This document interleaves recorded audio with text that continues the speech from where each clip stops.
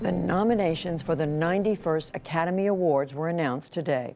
The Favorites and Roma got the most nominations. The film If Beale Street Could Talk earned 3, including Best Adapted Screenplay for writer and director Barry Jenkins. Jeffrey Brown recently talked with Jenkins about turning the words of writer James Baldwin into a film. I love you. You know that. I do.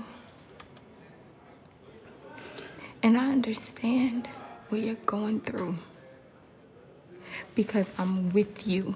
Two young people looking at each other through the glass of a prison visiting room. If Beale Street Could Talk is the story of Tish, played by Kiki Layne, and Fonny, Stephan James. Childhood best friends growing up in Harlem in the 1960s and 70s who become lovers as adults, only to see their dream crushed in a deeply racist society when Fonny is falsely accused of a crime. You want me to die in here?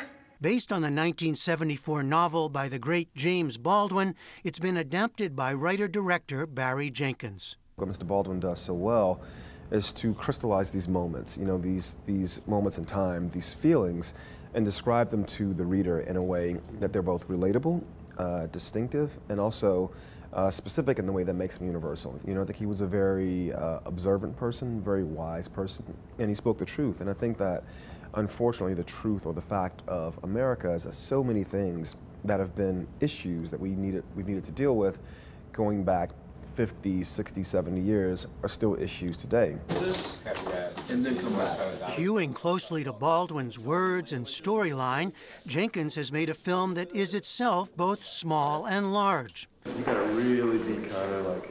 The intimate lives of individuals... Where were you? ...captured amid the much larger burden of African-American history in this country.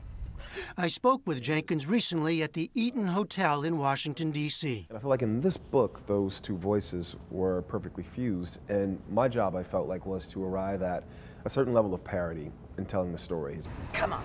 So I felt like the love story was the thing that was going to carry the day. It was the thing the audience was going to see themselves most readily in, and then we kind of slip in this other element. There's less of it, but it's so much heavier that now you don't realize, oh, I'm actually experiencing something that's real and vital and important. You're balancing these two very different registers, right? Yes, exactly. One is a love story and one is rage, right, and anger. And I think the power of Baldwin was and is that in balancing those two things, you really show the relationship between the two. When Tish discovers she's pregnant, her family rallies to support her. Regina King plays Tish's mother. We are drinking to new life. Tish gonna have Fonny's baby. So much of it is the interior life of the characters, right? I see what you've done with the way people look at each other or the way the camera looks at them. Sometimes they look at us. Very unusual. You read a book and everything is activated. You watch a movie and it's a very passive experience. In a book, the author describes a smell through synesthesia. You intellectually smell this thing in your head. The author writes a line of dialogue. You hear it in your head, whereas in a movie, it's all outside you. And also, too, the camera is always around the actors. Even now, these cameras are just outside of us.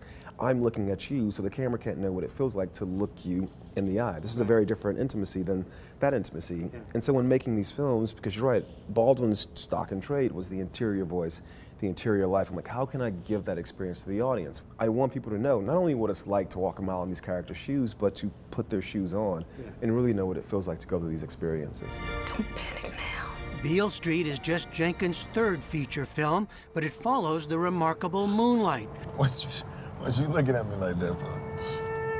What, man? Come on, you just drove down here? Yeah.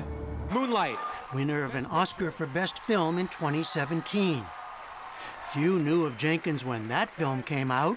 I asked about the enormous expectations and pressures on him with Beale Street. Whether I'd won 8 Oscars or no Oscars, it's James damn Baldwin, It's James Baldwin. That's pressure enough in and of itself. Because I wanted to honor his legacy in the way that I thought it should be honored. And he had never been adapted into a feature film in the English language before, and so that was pressure enough. And I kind of it was a nice escape to be able to just slip into that, I've got to really be on my A game to do this author justice and not worry about the expectations of, you know, will the film win this or will the film win that. You were talking a little earlier about the African-American experience in this country and how it comes out in this story.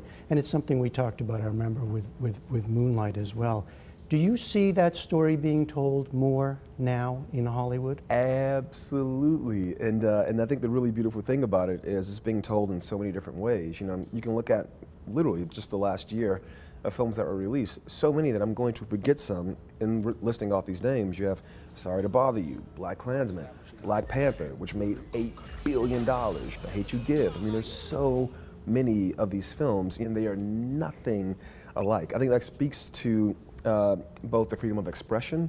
I think it speaks to the access to tools. And I think, I mean this as a compliment, I think it speaks to the diversity of the audience. I think people don't want the African-American experience to be presented as a monolith.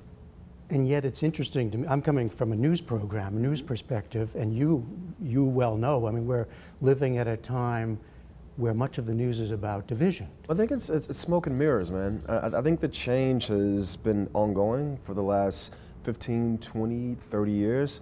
But these things appear that make us believe that change is actually not what we believe it to be. When I think about the crew on my film, you know, we actually filmed in New York, Los Angeles, and the Dominican Republic, a completely wide spectrum of people from many different backgrounds, many different races, coming together to tell this story of an American black family set in the 1970s.